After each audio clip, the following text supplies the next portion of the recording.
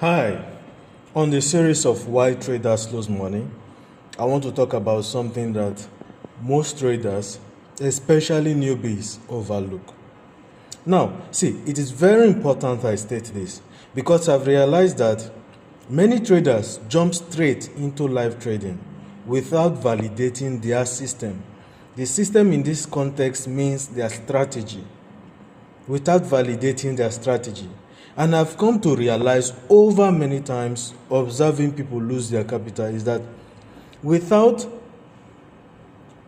trading, which is backtesting your system, and demo trading, what that trader is just doing is trading hope and not statistics. Because trading is a game for me, a game that involves you either win or lose. It's a zero-sum game. When you lose, somebody is taking profit from you. When you gain, you are taking from somebody.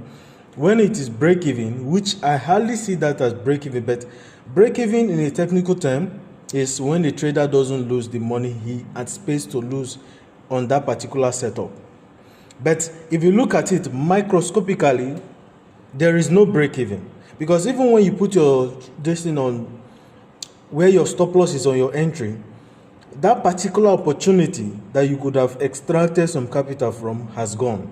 You have to wait for another one. Now, this does not mean that it should trigger you into FOMO, fear of missing out, and all those kind of scenarios in trading. No, it implies that as the trade is performing in your direction, three things are involved actually. One, you start by removing some portion out of it. That is if you entered with a huge position. That is first scenario. The second scenario would be you let it play out. Or the third scenario could be adding to that position and you move your stop loss even higher. Or if you don't even add to the position, a bonus is even, instead of keeping it at break even, move it a little bit higher. But the trap in that is, if you move your stop loss from the original stop loss position to a break even and price comes down to your entry, you are out. Now, why that is reasonable or good is that when it comes down to your entry, you don't lose technically your capital. You might pay commission, but you don't lose anything. Now, if it comes down to your entry and your stop loss is not your entry, which is the break even, and it goes below that, you stand a chance of losing your money. Now, if it goes higher, which is if you're in a buy position, which you're anticipating more buys, and it goes higher, good for you because you did not put your stop loss on your break even, so you're still on the trade.